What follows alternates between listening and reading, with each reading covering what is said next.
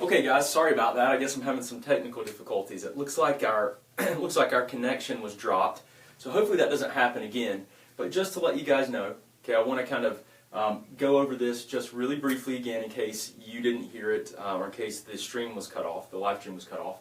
Is we're just going to talk about how the GI tract can contribute to chronic fatigue, and we're going to talk about this a lot of different ways. If you guys enjoy this video, if you like this and if this is helpful, if you want me to do more videos like this, then please do share the video, and that's a way I'm going to kind of take that as your vote for making to make more videos like this, okay? Also guys, help us help other people, because a lot of people are suffering with these problems and have no idea that their digestive tract can contribute to so many of these issues. So please help us help other people. This can make a huge difference. We know because you guys have shared with us the impact that this can make, and we're going to keep teaching if you guys keep helping us share the message. Okay, so I do appreciate you guys being here today. If you have questions or comments, please post them as we go, and we'll do our best to try and answer those for you. Okay, so let's go ahead and let's talk about how GI problems cause chronic fatigue. Okay, so the first thing is we're going to talk about the gut, and we're going to talk about, so this is supposed to be the large intestine and the small intestine. Okay. We're going to talk about how dysfunction with the gut, in particular things like poor absorption and inflammation, can create a lot of different problems. So for example, if you have poor absorption, you have full body compromise. If you don't have adequate absorption of nutrients, your fats, your proteins, your carbohydrates, you're going to have compromise in every single cell of your body. If you don't have adequate nutrients and vitamins, you're going to have compromise throughout your entire body. Okay? So just being able to absorb properly is huge, and it can affect everything.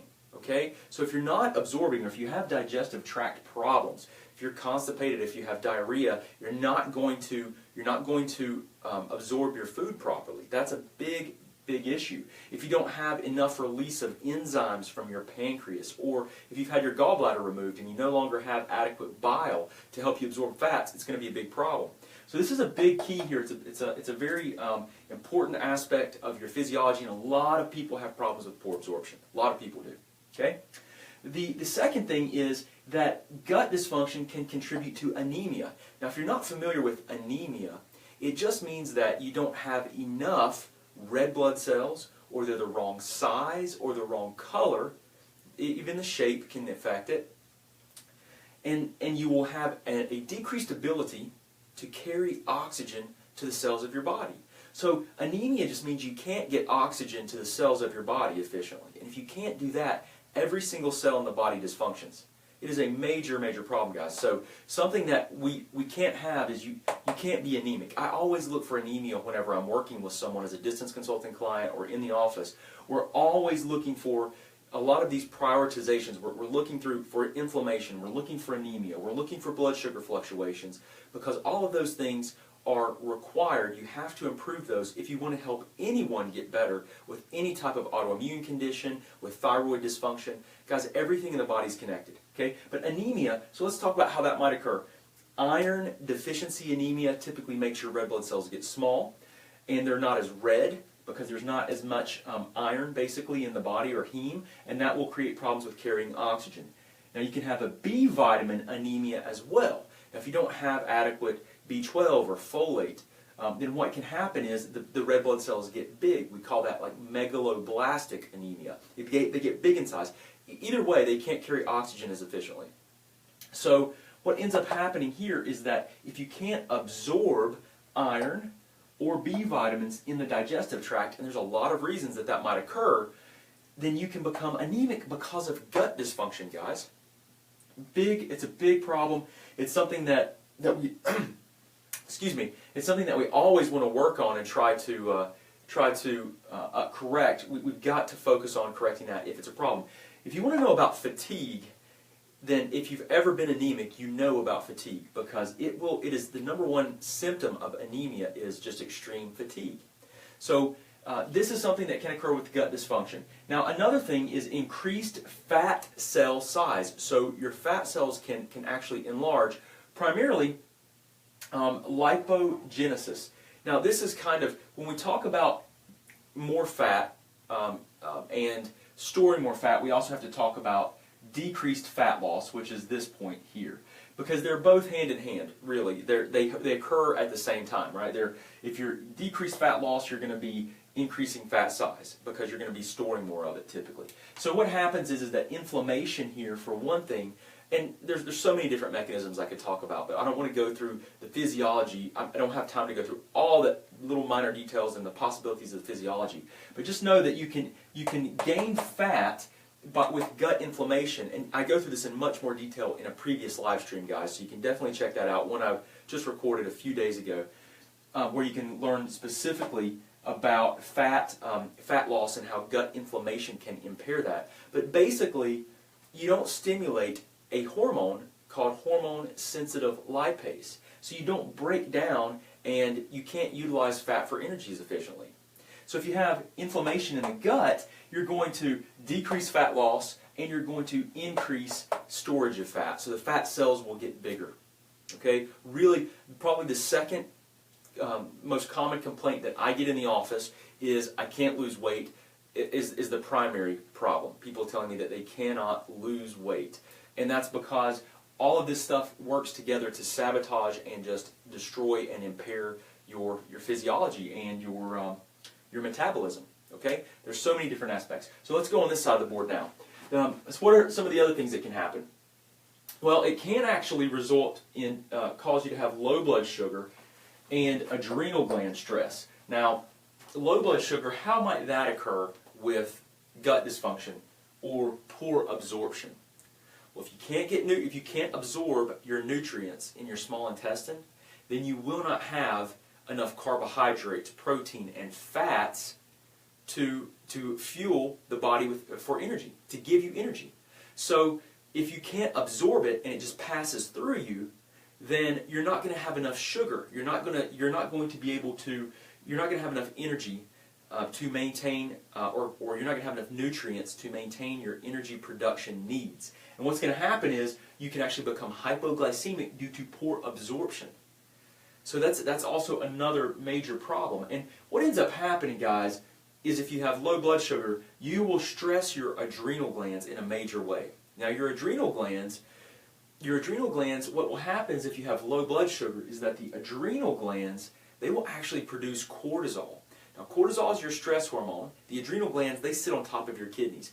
And if you have low blood sugar, they will produce a lot of cortisol, because one of the things that cortisol can do is it can raise blood sugar. And it stimulates the liver to release blood sugar into the bloodstream, and it stimulates your large muscles of your body to release stored blood sugar into the bloodstream. So that will actually stress the adrenals, fatigue the adrenals, and that can create major problems with fatigue on its own. If you're constantly activating the adrenals, you will deplete your body of some essential hormones that you need to be able to produce energy. Let's just put it that way, okay? And that can absolutely contribute to chronic fatigue. Now, some people, if you work with an alternative healthcare practitioner, what will happen in some cases is that some people will go in and they'll say, I'm tired, and the doctors will order a test like a salivary test or something to evaluate them to see if they have chronic fatigue or if they have adrenal fatigue. And so it comes back, and if your cortisol is really low or very high, they'll say you're in different stages of fatigue. And that's not unreasonable to do that, but one of the biggest problems that I see is that people are oftentimes just supporting or working on adrenal glands. And the main thing you need to know about your adrenal glands, if they are chronically activated or there appears to be a problem with your hormone output from the adrenals, like cortisol or adrenaline, then here's the thing.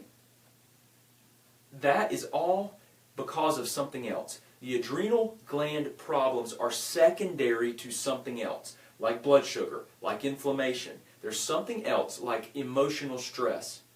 Okay? All those things will drive the adrenals, but the adrenals we never find them to be the primary problem themselves. Like the only thing you need to do, for example, if you find someone that has adrenal problems, they have low cortisol, they can't make enough, they're chronically fatigued, well, so there could be autoimmunity at play if there's some kind of autoimmune condition like Addison's disease or Cushing's if they'd be producing too much.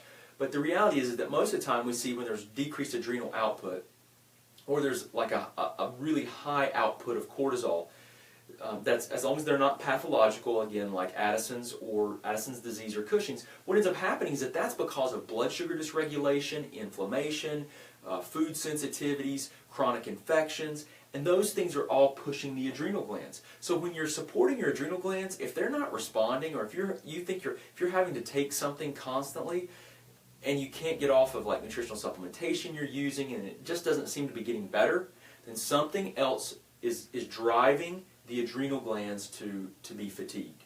You have to remove these other problems because the adrenal glands are always, problems with the adrenal glands are always secondary to something else.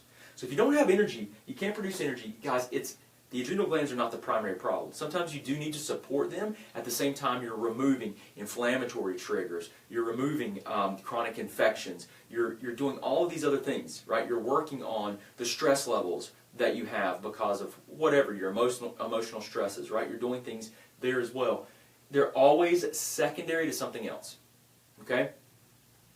So what else can it do? It can cause insulin resistance. So here, gut dysfunction, we're talking about it could cause low blood sugar, right? Low blood sugar, for the blood sugar to drop. And then here, we're talking about it could cause insulin resistance, which is typically high blood sugar. So not through the same mechanism, right? This might be, low blood sugar might be poor absorption. Insulin resistance can actually be more of the mechanism here is the inflammation itself. Like if there's inflammation present, it's an inflamed gut, you're not necessarily, let's say you are absorbing enough nutrients that you're not hypoglycemic. Then the inflammation, if you have like an infection in the gut, a bacteria, yeast, parasite, or you have an inflammatory bowel condition, or you're taking some medications that might cause inflammation, then the inflammation, what it will do is, remember guys, I've done a live stream on this, inflammation can increase cortisol, stimulate the increased release of cortisol. Cortisol promotes insulin, decreases the sensitivity of your cells of your body to insulin. So it promotes insulin resistance. So it takes more insulin to stimulate the cells of your body to pull blood sugar out of the bloodstream and lower it so that you can have normal blood sugar. So insulin resistance could be promoted through an inflammatory gut mechanism. Okay? Infections again, inflammatory bowel problems, medications. These things could all produce inflammation, and that would drive up cortisol, which promotes insulin resistance, and ultimately, guys, diabetes, type 2 diabetes, right? So this is another very important mechanism. Now here's something actually regarding the thyroid. How many of you know how gut dysfunction could promote decreased T3? Can anyone tell me how a gut dysfunction could promote lower T3? It's really important because this is something I talk about a lot and that I've taught quite extensively to you guys. So hopefully someone knows. Can anyone tell me, how does a digestive tract problem cause you to have lower T3, which is the physiologically active hormone? It's the hormone that actually drives the cellular metabolism. How can that create lower T3? Can anyone tell me? If you know, post your comments. Post it in the comments here for me. So, what happens is that your thyroid gland makes, the primary hormone that it produces is what, guys? The primary hormone that it produces the most of is T4, right? T4. About 93% of your hormone is T4, right? So T4 is not active. It's not very active at all. It's very, very, very weakly active on stimulating physiology. T3 is where it occurs, right? So your body has to take that T4 and convert it into T3. Where does the conversion take place? Where does that T4 get converted into T3? Well, it occurs at a few different places. But what we want to talk about, in particular, in this gut-related case, is that the T4 goes to the liver. The liver converts T4 into T3 and puts it into the bloodstream.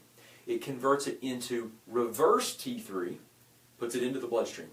And it also converts your T4, about 20% of that total T4 gets converted into T3S, which is called T3 sulfate, guys, and T3AC, acetic acid. Now those two forms, guess where they go? They come here into the gut. You get your T3S, and T3AC come into the digestive tract. And guess what? They, in the presence of good bacteria, good bacterial balance, intestinal sulfatase, they convert into T3, right? 20% of your T4 is converted in the liver, and then the forms, the T3S and T3AC, 20% is converted in the digestive tract into T3, which is what you need to stimulate your cells, drive your metabolism, and every cell in the body needs T3, guys. So, if you have poor gut bacterial health, if you have gut dysfunction, and you cannot convert T3S and T3AC to T3 efficiently, you're going to have lower T3. It's going to be one of the ways that you might be converting poorly. This is really important, guys. Really important. So, is a healthy gut important for thyroid hormone physiology? Absolutely. Because if the bacteria is off, you may not make and have an optimal conversion of T3 and have lower T3. Not having enough T3 can cause all kinds of problems with your stimulating the body, because you have to have enough of it. You have to have enough quantity for one. But what's the other problem that could occur here, guys, with the thyroid hormone physiology? It's not just T3. Actually, I didn't put it here, but I probably should have. This inflammation in the gut, if you have inflammation, remember now, when we're talking about the cells of the body, every cell in the body has a receptor so that T3 can attach to it and stimulate your metabolism, stimulate your energy production.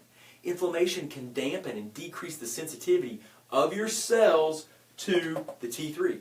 So imagine if you have an inflamed gut with poor bacterial balance, you can't convert to T3 well, your inflammation levels are high, so you're not sensitive to the T3. That's a major problem. So you might have normal labs and still feel terrible. Okay? So I hope you guys see how everything is connected in the body. You can't just ignore the gut and wonder why you don't feel better. Okay? Why you don't have, and because it's low energy, attribute it to the thyroid. And your doctors check your TSH and they say, TSH is fine, so you must not have a problem. Well, for one, that's an inadequate, I won't say it's inadequate. It's the standard of care to work up the thyroid. And it is what it is. But I think there's a better way to do it, where you look at many more of a lot more of those actual levels: total T4, total T3, free T4, free T3, reverse T3, T3 uptake. You look at a lot of these other markers. You look at TSH. You look at the antibodies to see if someone has Hashimoto's, or if they're autoimmune, if they're hyper, or if they have Graves. You do that. But this is a major issue. So you might not convert well, and you can have resistance to the hormone because of gut inflammation. Okay? Big point, major point I want to make. Now guess what else, guys? As if that's not enough. Guess what inflammation in the gut can also do? Damage cellular energy production. Okay? Every cell in your body have these things called mitochondria. Okay? All you need to know is this. The mitochondria, which is part of the cell, it's what produces energy for you. It's where you get your energy production. So the mitochondria have to be healthy for you to produce energy. If you don't have healthy mitochondria, which I wrote MIT there, if you don't have healthy mitochondria, you can't produce energy, guys. Guess what? Inflammation damages the mitochondria. It damages them. And it's called uncoupling. It's where you can't produce energy efficiently. And those mitochondria, once you get all this stuff right, once you're doing everything right, the mitochondria can take 6 months, 12 months, 18 months to optimally improve and recover. It's really, really important that you understand that sometimes when you don't feel well, you're not going to get results like that. It's not going to be super fast, because you may have damage, you may have uncoupled mitochondria that can't produce energy. So you've got to do all these things right. Decrease the inflammation, improve thyroid hormone physiology, get your nutrient levels right, remove food sensitivities, chronic infections, environmental chemicals, get adequate rest, get the right type of exercise, get the right type of sleep. Right? Do all these things right so that your body can really recover. And mitochondria take time. They're going to take 6 to 18 months, typically. Now that doesn't mean you won't feel well when you start working on these things in a shorter period of time. Most of the time, if I'm working with someone as a distance consulting client or in the office, what we do is we see that that working on these problems, if we're on the right mechanism, if we have removed or we're doing the right things, we usually see some improvement in 1 month. Like at least something. Something should improve within 1 month. It might not be miraculous. Sometimes it is, but it might not be, this miraculous change. But something will improve. Now, if you don't improve, what does that mean? If you don't improve within at least something within 1 month of working on all these problems, what does that mean? It means that you're not on the right mechanism. It means the driver of the process, you're probably not working on the right cause of your symptoms. So sometimes that means you have to dig more and get more information, like more testing. You have to change your plan. Because guys, there's only so much trial and error that you can do. But so let's talk about, I hope this has been helpful, guys. Please do share this with other people if you found this information enlightening or helpful. Help us help other people. Let's help other people to live a better life, to take their health back, to be better advocates for themselves. Okay, let's do that. Let's help other people. Now let's talk about what you can do. Maybe you can do on your own. Okay, what might you be able to do on your own, guys? Well, I've got resources listed here, as I always try to do for you. Diet is a great place to start for anyone with any problem.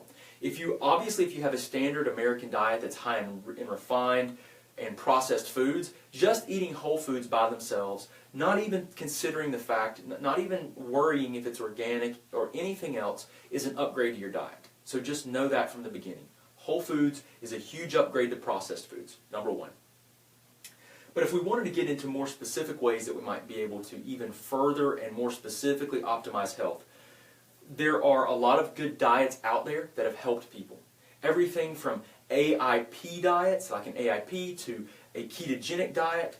But what we found clinically is that over working with so many people over refining this process over 5 years, we put together a program that was dietary-based, lifestyle-based, and helped guide you on supplementation that would be more unique for you, not generalized supplementation, but more unique for you, that you would determine through a process of assessment. We put together a program called the 6-Week Hashimoto's Transformation Program. And that program we have found has helped more people. And it really is something that we worked on, and what we learned through working with people for several years, what we did, we said, how can we teach this to someone that we may never be able to work with, right? That may never have access to work with us. Or where would we tell someone to start if they just said, hey, where can I start working on some of these things? And we said, let's put together a program that helps people to understand the dietary approach that we found to be most successful, the lifestyle recommendations that we found to be most successful, the supplementation that we found to be most beneficial while they're healing.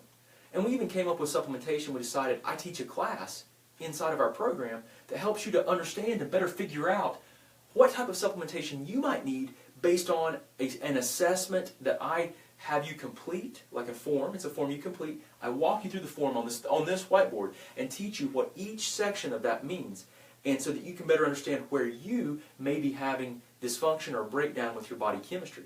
And then you can figure out what type of supplementation I walk you through, helping to understand what type of supplementation might be best to support your physiology breaking down, okay? As you're going through the dietary and lifestyle changes that we suggest. So guys, if you're interested in like that program, I'm going to tell you, you can go out, you can buy dietary books on AIP books, you can buy ketogenic books, you can buy whatever you want. And by the time you buy 2 books, you can get our program. Right now, we're running a promotion with our program. If you go to thyroidgiveaway.com, you can enter to win our program, which, by the way, at the end of this month, we're going to pick one person. We're going to give 2 copies of our access to our program to 2 people, or to one person that they get access to. They get 2 different. They can give basically access to our program away to one person. They get access, and then they can give access to another person. But you can go to Thyroid Giveaway and you can register if you haven't done it already. If you've already registered at thyroidgiveaway.com, you're already entered. But you can go there and you can enter to win the program. We're going to give it away at the end of this month. So today's the 24th, and we're going to give it away at the end of the month, which is 28 days this month. So very soon. So enter to win if you have it. Now, after you enter to win, you can purchase the program. And you can purchase it right then. And I'm going to tell you guys, what we're doing is we're running a promotion right now. We're trying to help as many people as we can to possibly get healthy and help themselves. You can get our program right now for $49. That's usually $495, guys. It's like 90% off. So you can go there and you can get it there if you're interested in it. If not, no worries. There's a lot of different dietary resources and things that you can look into. But by the time you spend money on books and you try to struggle through figuring out how to do things, you could get our program that walks you through, holds you by the hand. We even have a private Facebook support group. We just try to make it as simple as possible to implement and to do, and we try to give you a ton of value and really just help you guys help yourself. That would be a reasonable place to start improving gut dysfunction, because there's so many things that can drive this that diet will help improve. Okay, so it's a good place to start. Now, if you're struggling to figure out you don't know what to do. You don't know what's right for you, what to consider. You might want to go to Hashimoto's Consult, hashimotosconsult.com, where you'll get a free. I'm sorry, we used to do it free. We can't do it free anymore because of what we're having to do now. But you can go to hashimotosconsult.com and get a 15-minute consult. It's $50.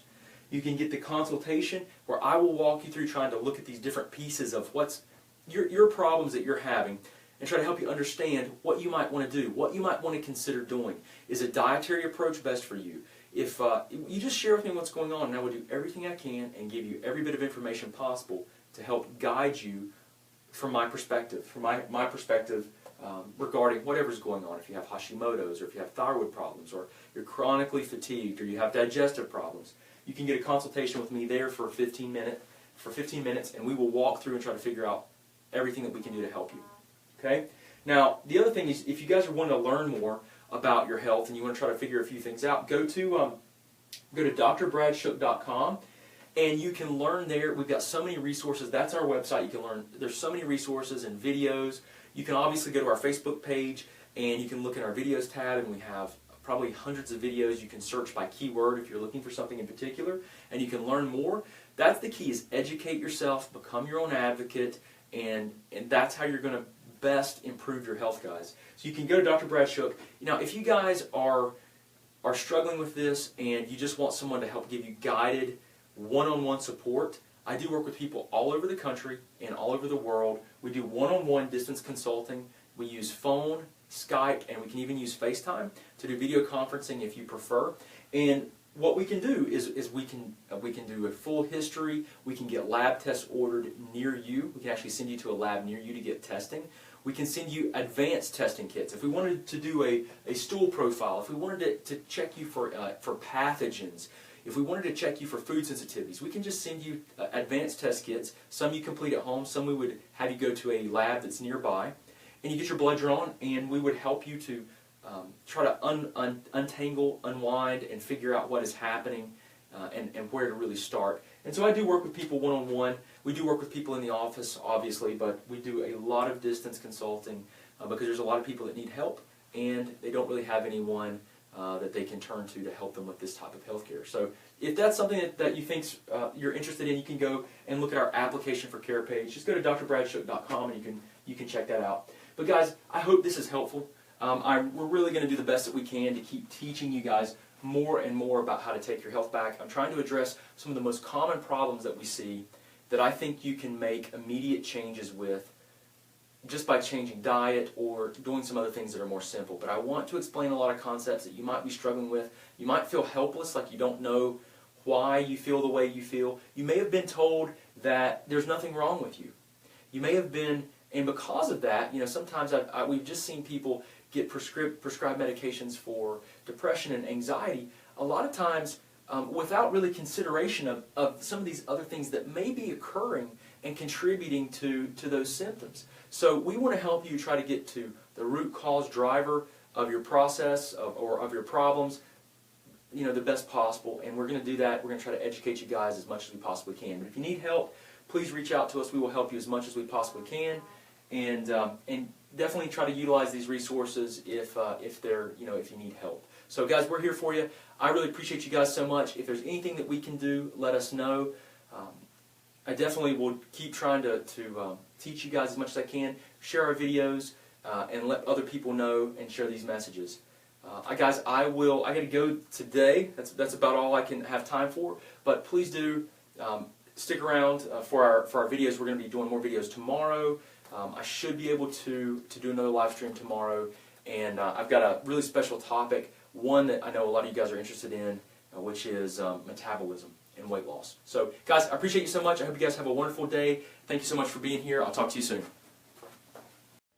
Hey guys, Dr. Shook, thank you for viewing our videos. I hope they help you out.